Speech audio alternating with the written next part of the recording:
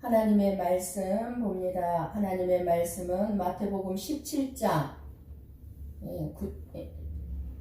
9절에서 13절 말씀입니다. 여러분들 성경 꼭 펴놓으시고요. 성경 말씀을 보시면서 말씀을 들으시기를 부탁합니다. 9절에서 13절까지 우리 같이 한 목소리로 보고 읽고 듣도록 하겠습니다. 같이 봅니다.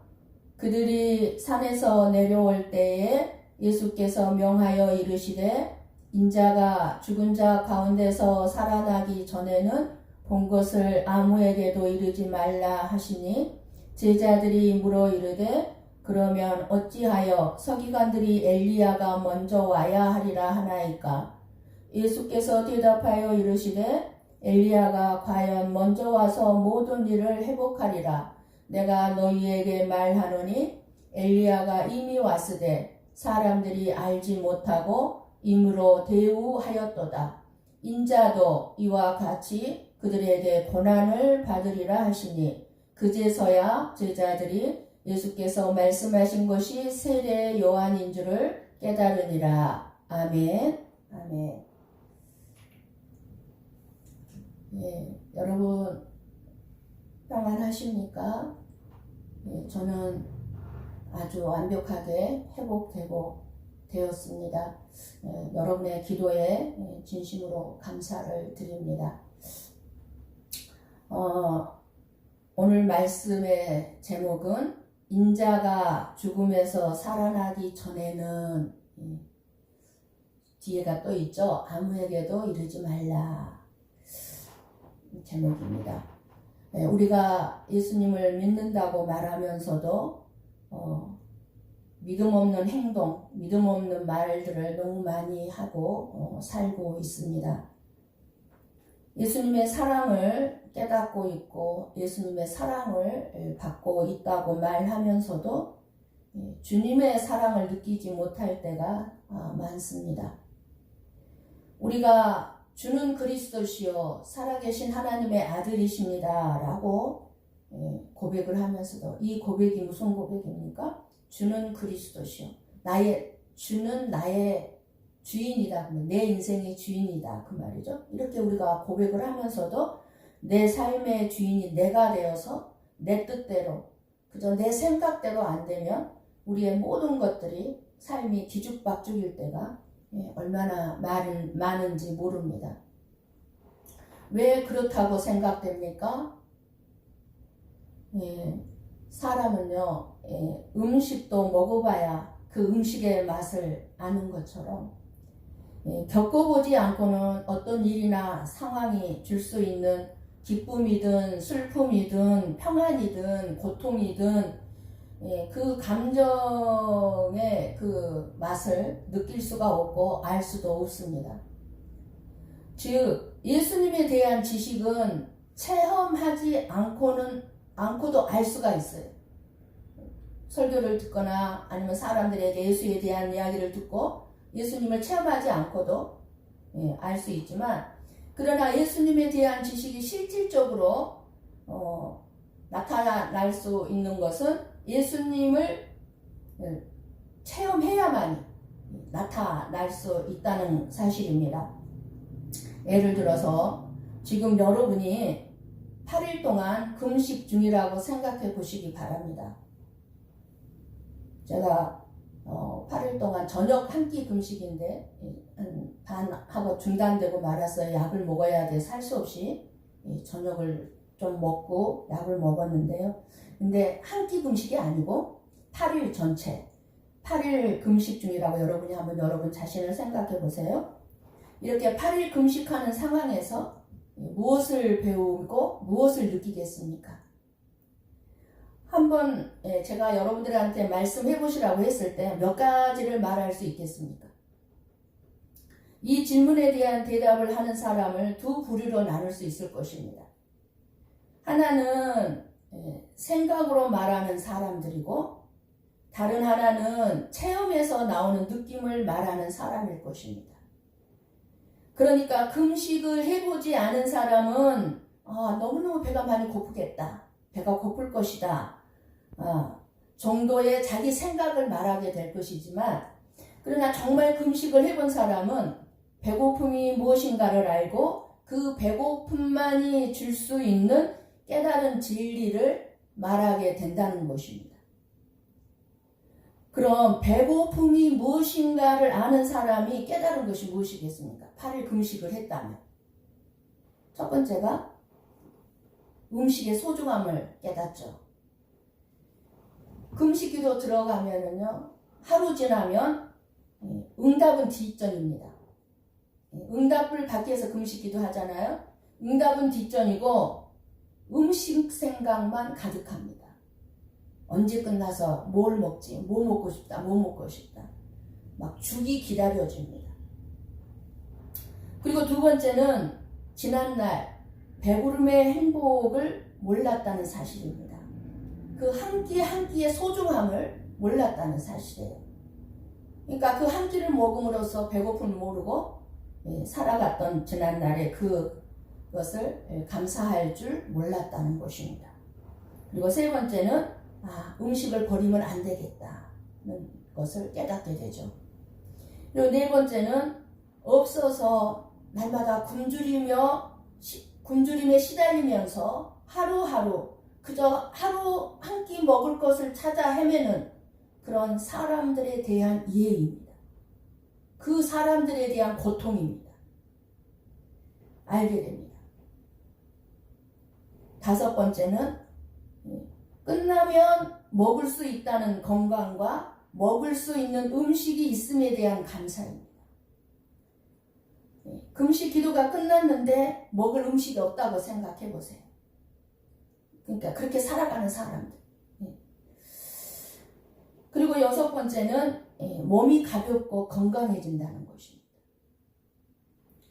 그걸 느낍니다. 그리고 내 자신을 내려놓게 됩니다. 음식물이 안 들어가니까 몸에 힘이 쭉 빠져서 이제 나는 죽었다. 죽은 사람이 됩니다.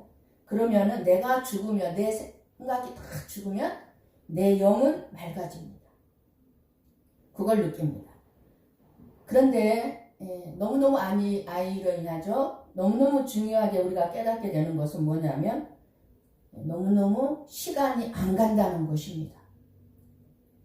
금식 마지막 날 지독하게 시간 안 갑니다. 거기서 더군다나 저녁 시간부터 밤 12시까지는 아예 시계가 정지되어 있는 것 같습니다. 군대 갔다 온 사람들이 또 그렇다고 그래요. 마지막 병장 말기 때 시간이 안 간다고 그래요. 시계가 딱 정지되어 있는 것 같아요. 그 정도로 시간이 안 갑니다. 느껴집니다. 무슨 말인지는 정말 체험해본 사람은 알 수 있고 이해가 될 것입니다. 금식 기도를 예를 들어서 말씀을 드렸지만 제가 8일 동안 금미 기도를 했습니다. 금식 기도보다 더 힘든 게 금미 기도입니다. 어쨌든 금미 기도든 무엇이든지 간에 내 자신이 체험하지 못한 것에 대해서는 자신의 생각 이상은 알 수도 없고 말할 수도 없다는 것입니다. 저와 여러분이 신앙생활을 하는 데 있어서도 체험만큼 중요한 것이 없습니다. 그런데 내가 했던 체험이 중요하다고 해서 그 체험이 사실이라고 해서 그 체험들을 너무나 함부로 쉽게 다른 사람들한테 강요하고 얘기해서는 안 된다는 것입니다. 체험을 통해 갖게 되는 믿음은 내 자신에게 더 믿음이 견고해져서 내 자신이 흔들리지 않는 신앙을 갖게 하는 것입니다. 내 자신에게 유익이 되는 거죠. 그래서 우리는 체험도 올바른 체험을 경험하는 것이 중요하고 그 체험이 저와 여러분에게 확신을 주기 때문에 항상 우리는 예수님을 만나는 체험을 해야 한다는 것입니다. 오늘 우리에게 주시는 말씀은 정말 놀랍고 신비롭고 영광스러운 체험을 하고 이제 확신이 넘치는 이 제자들에게 하신 말씀으로 우리에게 무엇을 깨닫게 하시고자 하시는지를 잘 들으시고 예수님이 체험하셔서 예수님과 같은 길을 걸어갈 수 있기를 축복합니다. 우리는 예수님을 만나는 체험을 하면서 그 체험은 자랑하고 다른 사람들에게 강요할 때도 있지만 내가 예수님과 같은 길을 걸어가고자 하는 사람은 그렇게 많지가 않습니다. 예수님의 삶은 세상적으로 인정받는 삶이 아니라 십자가의 고난의 삶이었습니다. 그것이 예수님께서 걸어가신 길이고 저와 여러분 또한 마땅히 걸어가야 할 길이지만 그 길이야말로 참된 영광의 길이라는 것입니다. 사람들은 다 십자가를 지는 고난의 길을 가지 않으려고 합니다. 고난의 길을 가지 않고 어디에서나 자기 존재에 대해서 인정받고 싶어 합니다. 자기가 속한 공동체에서 자기 존재가 인정받지 못하면 견딜 수 없어 하면서 세상적인 지혜나 인간적인 방법을 사용해서라도 자기 자신이 인정을 받으려고 합니다. 우리가 좀 인정받지 못하고 무시당하고 업신당하면 어떻습니까? 예수님처럼. 그런데 수많은 사람들이 두 눈에 쌍불을 켜서 너 죽고 나 살자 하는 살인사건들이 일어나고 있는데 왜 그렇습니까? 왜 그렇게 살인사건들이 마음에 분노가 가득 차서 그 분노를 이기지 못해서 일어나고 있습니까? 나를 인정해주지 않았다는 거예요. 나를. 내 안에 계신 예수님이 나를 인정해주고 나를 무시하지 않고 나를 예수님이 업신여기지 않으시는데 그것으로 만족할 수 있으려면 우리는 예수님을 만나는 체험이 필요합니다. 예수님이 나를 얼마나 인정해 주시고 사랑해 주시는지 이 체험이 필요한 거예요. 가정이나 교회에서나 직장에서의 모든 갈등의 원인이 뭡니까? 자기 인정, 즉 자기 존재의 가치를 알아주지 않기 때문이라고 해도 틀린 말이 아닐 것입니다. 갈등의 원인이 무엇입니까? 왜 갈등이 일어납니까? 자기를 앞세우기 때문에 끝까지 자기의 옳음과 자기를 나타내려고 하기 때문입니다. 그런데 예수님은 죽어야 살아난다고, 죽어야 부활이 있다고, 영광이 있다고 분명히 말씀합니다. 나를 나타내려고 하지 말고 나를 죽이라는 겁니다. 내가 죽지 않고 내가 옳다고 주장하고 살려고 하는 자에게는 영광은 결코 없습니다.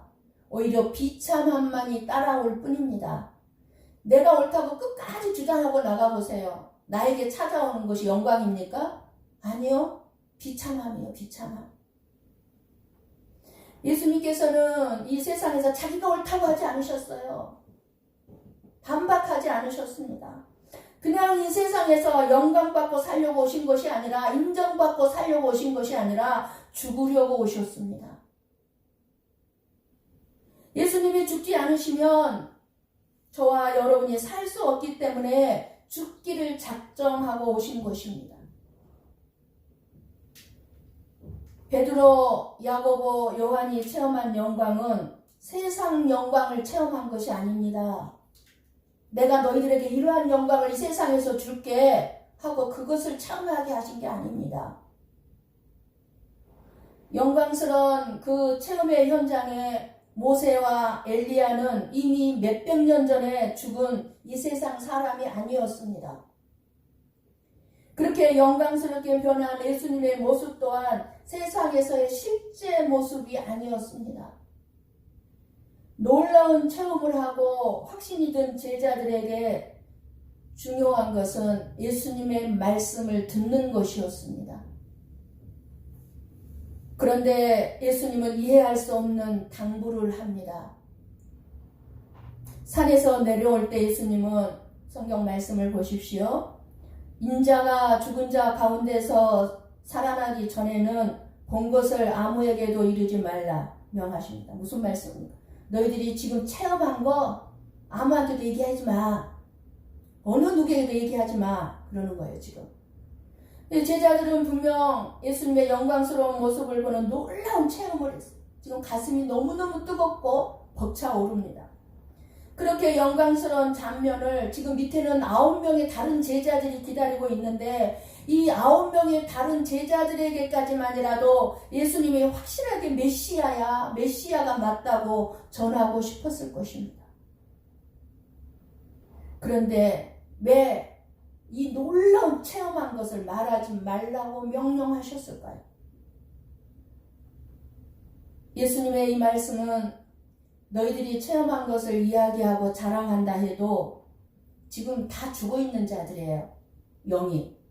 그 죽어있는 자들은 알아듣지도 못하니까 인자가 죽음으로 인해서 생명을 얻게 된 자들만이 너희들이 이 말을 할 때 그것을 깨닫고 볼 수 있으니 인자가 죽고 살아나기 전에는 말할 필요가 없다는 것입니다.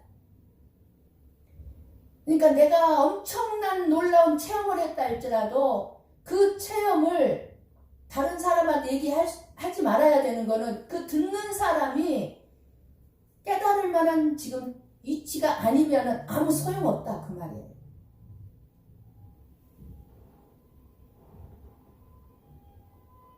그런데 제자들의 반응 또한 우리는 이해하기가 좀 어렵습니다. 그렇잖아요? 너희들이 체험한 이 놀라운 체험을 아무에게도 말하지 말라고 하시면 예수님 그 이유가 무엇 때문에요? 왜 말하지 말라고 하십니까? 이렇게 질문해야 될 텐데 제자들이 뭐라고 대답을 합니까? 그러면 어찌하여 서기관들이 엘리야가 먼저 와야 하리라 하나이까? 라는 질문을 던집니다. 여러분들이 얼른 생각할 때 예수님이 아무한테도 말하지 말라 하는 말하고 지금 제자들이 질문하는 거하고 와 이렇게 매치가 안 닿죠. 예. 이해가 안 되죠. 우리로서는 쉽게 이해할 수 없는 예수님과 제자의 지금 대화입니다. 그러나 제자들은 말라기서 이 구약 성경을 알고 있었어요. 제자들은 말라기서를 떠올리면서 지금 방금 전에 누구를 봤어요? 엘리야를 봤어요. 이제 엘리야를 보았으니 이제 빨리 전해서 이스라엘 민족이 메시아이신 예수님께로 돌아올 수 있도록 해야 하는 것 아니냐고 예수님의 인자가 죽은 자 가운데서 살아나기 전에는 본 것을 아무에게도 이르지 말라 말씀에 그 말씀에 이의를 제기한 거예요. 지금 제자들이. 자기들은 지금 엘리야를 봤단 말이에요. 서기관들이 엘리야가 먼저 와야 메시아가 온다. 그러니까 예수님의 말씀에 이의를 제기한 거예요. 서기관들은 구약에 능통한 학자들이었습니다. 그래서 이스라엘 민족은 메시아가 오시게 되면 메시아의 나라가 이제 세워지기 전에 엘리야가 다시 올 것이라고 약속을 했어요. 왜냐하면 구약 성경 마지막 성경이 말라기서입니다. 이 말라기 선지자를 통해서 이렇게 약속하셨기 때문입니다. 말라기 4장 5절 말씀을 봅니다. 여러분들이 얼른 찾을 수 있으면 찾을 수 있는 분들은 찾아서 보시고 성경 찾기가 조금 더디신 분들은 제가 읽어드릴 테니까 잘 들으시기 바랍니다. 말라기서 4장 5절 말씀입니다.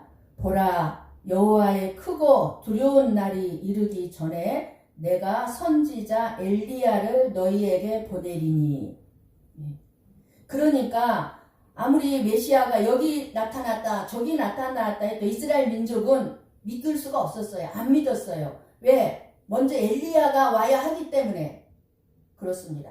그러니까 예수님이 메시아로 인정받기 위해서는 엘리야가 먼저 왔어야 되는데 그런데 산에 올라갔다가 누구를 보았어요? 지금 세 제자가 엘리야를 본 거예요. 그러니까 여호와의 크고 두려운 날이 이르기 전에 보내겠다고 하신 엘리야를 이 제자들은 두 눈으로 똑똑히 본 것입니다. 그렇다면 사람들에게 빨리 이 사실을 알려야 되는데 지금 이 이스라엘 민족은 예수님을 메시아를 인정 안 하고 있잖아요. 엘리야가 안 왔으니까. 엘리야가 나타나게 되면 예수님이 메시아라는 결정적인 증거가 될 것인데 더 이상 사람들이 예수님을 배척하지 못할 것이라고 이 제자들은 생각하는 것입니다. 그런데 예수님이 산에서 체험한 것을 아무에게도 말하지 말라고 하셨잖아요. 그래서 제자들이 그러면 어찌하여 서기관들이 엘리야가 먼저 와야 하리까 질문을 했잖아요. 여기서 우리들이 알아야 할 것은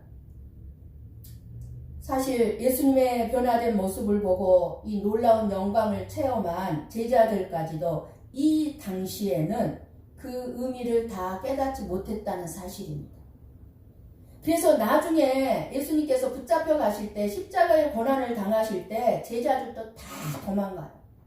베드로는 예수님을 모른다고 부인까지 합니다. 그러나 그 모든 일이 다 지나고 예수님이 죽은 자 가운데서 다시 살아나신 후에 제자들은 변화산 위에서 체험했던 이 일이 무슨 의미였는지 확실하게 알게 되었던 것입니다. 저나 여러분이요, 수많은 일들을 겪습니다. 근데 지금 당장은 그 내가 겪고 있는 고난에 대해서 해석이 안 돼요. 이해할 수가 없습니다. 이해를 못해요. 그런데 이 고난이 지나고 나서 우리가 뒤를 돌아보면 어떻게 됩니까? 왜 내가 그런 고난을 겪어야만 했는지 해석이 되고 알게 되질 않습니까? 그러는 거예요. 그거하고 똑같습니다. 그러나 지금 당장은 방금 전에 보았던 놀라운 그 신비스러운 영광스러운 그 체험이 눈에 선하기도 합니다. 그 감격과 감동이 온 마음에 가득합니다. 하지만 아무리 감동이 크고 감격이 넘쳐도 그 자리에 언제나 머물 수는 없다는 사실입니다.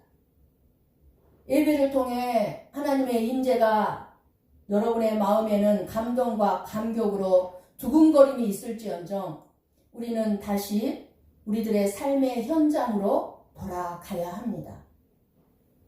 예수님이 제자들과 함께 산에서 내려오신 것처럼 우리도 항상 예수님과 함께 돌아가야 합니다.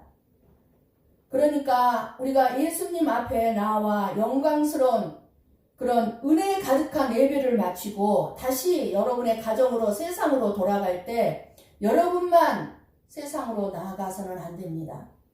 우리 안에 그 예수님을 마음에 모시고 마음에 품고 예수님이 우리에게 베풀어 주시는 그 은혜를 힘입어 살아갈 수 있도록 함께 나아가야 하는 것입니다. 물론 예수님이 지금 제자들에게 체험한 것을 아무에게도 이르지 말라고 하신 것은 언제까지 입 다물고 있으란 말이 아닙니다. 필요할 때 이제 이 영광스러운 체험을 이제 증거하라는 것입니다. 언제까지 하지 말라고 그랬죠? 인자가 죽은 자 가운데서 살아나기 전에는 얘기하지 말라는. 왜요? 못 알아들으니까 해도. 다 죽어있는 자들이. 예수님이 죽은 자 가운데서 살아나셔야만이 우리에게 생명이 진짜 주어지기 때문에 그렇습니다. 영이 살아나기 때문에 그렇습니다. 지금 제자들이나 현재 우리들이 예수님을 따르는 수많은 사람들이나 예수님에 대하여 호기심을 가지고 지켜보는 사람들, 그 모두가 들을 귀가 없습니다. 예수님을 메시아로 영접할 마음의 그릇이 준비되어 있지 않습니다. 이렇게 영적인 눈이 닫혀 있고 썩어질 세상의 것만을 생각하는 사람들에게 아무리 하나님의 나라의 영광을 들려주고 끝없이 하나님 나라의 소망을 가지고 살아야 된다고 해도 관심이 없어요. 그저 썩어질 이 세상의 것에 나는 고통스럽고 힘들다는 거예요. 그러니까 말씀을 들어도 깨달을 수도 없고 예수님이 놀라운 기적을 보여주어도 올바른 믿음을 갖지를 못하는 것입니다. 그래서 사람들은 기다리던 엘리야가 왔지만 알아보지 못하였어요. 기다리던 메시아가 왔지만 왜 영접하지 못하고 믿지 못했을까요? 하나님이 말씀하신 엘리야, 하나님이 말씀하신 메시아를 기다리지 않고 자기의 생각에 맞는 엘리야, 자기 뜻을 이루어주는 메시아를 기다리고 있었기 때문입니다. 나를 인정해주고 내가 옳다는 것을 알아주는 그런 메시아를 기다리고 있었기 때문입니다. 그런데 예수님이 오셔서 사람들에게 독사의 새끼들아, 무덤에 해칠한 자들아, 막 그렇게 그냥 독소를 막 퍼부어대니까 세례 요한도 마찬가지였잖아요. 자기들 마음에 안 맞는 거예요. 자기들을 인정해주지 않는 거예요. 세례 요한도 그렇고 예수님도 그렇고. 그러니까는 아니다, 거부한 거예요. 메시아를 통해서 경제적으로 풍요롭고 넉넉한 부유한 삶을 누리기를 원하는데 예수님은 자기를 부인하고 자기 십자가를 지고 따르라고 하시는 겁니다. 메시아가 부귀와 영화를 누리며 잘 살게 해주기를 바랐고 내 재산, 내 건강 지켜주시기를 바라는데 예수님은 높아지려면 낮아지고 섬김을 받으려면 섬기는 자가 되고 죽어야 산다고 하고 자기 생명을 구원코자 하면 자기 생명을 버려야 한다고 말씀하시니까 싫은 건 아니라고 거부한 것입니다. 하나님이 약속하신 대로 엘리야를 먼저 보내셨고 메시아이신 예수 그리스도를 보내주셨지만 자기들이 생각했던 엘리야가 아니고 자기 메시아가 아니기 때문에 믿지 못했고 영접하지 못했고 설사 교회를 좀 나왔다가 예수님을 믿고 따라오다가 실망하여 돌아서 자기 소원을 안 들어주니까 예수 믿어봐도 소용없어. 예수 믿어봐야 여전히 가난해. 잘 되는 거 없어. 예수 믿어봐야 병도 낫지 않아. 소용없다고 돌아섭니다. 오히려 예수님을 거부하고 예수님을 십자가에 못 박아 죽였던 것입니다. 제자들이 체험한 것은 영광으로 가득한 하나님의 나라를 체험했지만 제자들은 아직 예수님의 고난도, 죽으심도, 부활도 이해하지 못하고 있는 상태입니다. 메시아가 왜 고난을 받고 죽으셔야 하는지 제자들로서는 도무지 이해할 수가 없습니다. 고난과 죽으심이 없는 영광을 원하고 있지만 결코 참된 영광이 될 수 없다는 사실입니다. 그래서 인자가 죽은 자 가운데서 살아나기 전까지는 아무에게도 말하지 말라 하신 것입니다. 소용없으니까 말해봐요. 영광이 무엇인지는 예수님이 고난을 당하시고 죽으시고 부활로 말미암아서 이제 이 세상에 증거될 것이기 때문입니다. 그래서 여러분 12절 말씀을 보십시오. 12절 말씀을 보면 같이 봅니다. 내가 너희에게 말하노니 엘리야가 이미 왔을 때 사람들이 알지 못하고 임으로 대우하였도다. 인자도 이와 같이 그들에게 고난을 받으리라 하십니다. 엘리야에 대한 문제를 끄집어낸 제자들에게 엘리야가 이미 왔다 라고 말씀하시는 것입니다. 너희들이 방금 전에 본 그 엘리야가 아니라 이미 엘리야가 왔다. 그런데 사람들이 엘리야를 알지 못하고 임으로 자기들 생각대로 대우하고 자기들 생각대로 죽였다. 세례 요한은 엘리야로 이 세상에 왔습니다. 하지만 이스라엘 민족은 세례 요한을 하나님이 예언하신 엘리야로 인정하지 않았어요. 그래서 제멋대로 대우하고 결국은 세례 요한을 죽였습니다. 죽임을 당하게 합니다. 세례 요한은 예수님이 가실 길을 그대로 보여준 사람입니다. 제자들은 비로소 예수님이 말씀한 엘리야가 세례 요한을 가리킨다는 것을 깨닫게 됩니다. 이제 생각할 것은 고난과 죽으심의 길을 가신 예수님을 믿는 저와 여러분들입니다. 예수님께서는 우리들도 삶의 현장에서 예수님처럼 죽기를 원하고 계십니다. 내가 죽지를 않아서 문제가 되는 거예요. 내가 죽지를 않아서 힘든 거예요. 고통스러운 거예요. 세상 사람들은 어떻게든 내가 이김으로 그리고 내가 옳다는 것을 인정받으려고 하지만 우리는 내가 죽음으로 영광이 있음을 알아야 합니다. 사람들한테 인정 좀 안 받으면 어떻습니까? 예수님처럼 전혀 개의치 않지 않습니까? 예수님은 세례 요한처럼 자신도 고난을 받게 될 것을 다시 말씀하십니다. 인자도 이와 같이 그들에게 고난을 받으리라. 진정한 영광은 고난 없이는 없다는 사실을 다시 말씀해주고 있는 것입니다.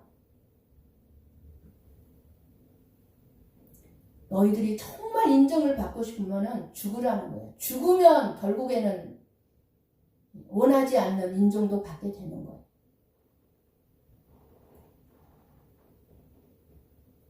한참 우리나라에서 아파트 붐이 일었을 때 어느 새로 지은 아파트 입주 그 단지에 교회를 알리는 현수막이 있었는데 그 현수막이 어떤 현수막이었냐면 부자 되는 교회, 저희 교회로 오십시오 라는 현수막이었다고 합니다. 여러분 어떤 생각이 드십니까? 부자 되는 교회에 있으면 그리로 매일 달려가고 싶다는 생각이 듭니까? 주님의 교회는 십자가를 지는 교회입니다. 세상을 향해서 복음을 들고 나가고 복음을 전하고 영혼 구원을 시키는 것이 구원의 길로 이르게 하는 것이 그리고 하나님의 뜻을 이루어가는 것이 교회입니다. 그런 교회를 세우기 위해서 우리는 주님의 뒤를 따라가야 하는 것입니다. 초라한 모습으로 낮은 자리에 오셔서 고난과 죽음의 길을 가신 예수님은 실패자가 아닙니다. 예수님이 가시는 그 길은 이 세상이 알지 못한 영광의 나라로 들어가는 문이 되었고 예수님은 자기 백성을 그 길로 들어오라고 인도하고 계시는 것입니다. 너희들이 세상의 넓은 길로 따라가지 말고 나를 따라서 좁은 길로 가면 그 길이 영광의 길이라는 것입니다. 영광의 문이 열리고 거기에서 너희들이 놀라운 영광을 누리게 될 것이라는 것입니다. 그런데 고난이 없으면 영광을 바라볼 수 없고 하나님을 믿을 수도 없는 것일까요? 물론 고난이 구원의 조건인 것은 아닙니다. 반드시 고난을 받아야만 구원받는다 이런 말씀은 없습니다. 그러나 고난 없이 받는 영광이 있을까요? 생각해 보십시오. 고난 없는 영광 있습니까? 고난 없이 살고 싶어 하는 것은 저와 여러분들의 마음이지만 바라보는 영광이 있기에 얼마든지 고난도 감사함으로 이겨낼 수 있다는 것입니다. 신앙생활이란 하나님의 사랑을 깨닫고 하나님을 사랑하는 것이고 하나님을 사랑하는 것이 신앙생활이에요. 그리고 그 하나님을 사랑하는 마음으로 우리가 이웃들을 사랑하고 모든 것을 사랑하게 되는 것입니다. 예수님의 영광을 체험한 자가 되어 어떤 고난이나 죽음도 두려워하지 아니하는 그저 내 생각대로 내가 원하는 대로 예수님이 해주기를 바라지 마시고 내가 나의 주인이 되지 마시고 나의 주인이 되시는 예수님의 말씀대로 자기를 부인하고 자기 십자가를 지고 내 영광이 아니라 하나님의 영광을 구하는 그래서 하나님이 저와 여러분을 영광스럽게 해주는 하나님의 영광스럽고 사랑스러운 하나님의 자녀들로서의 삶이 되시기를 주님의 이름으로 간절히 축원합니다. 기도하겠습니다.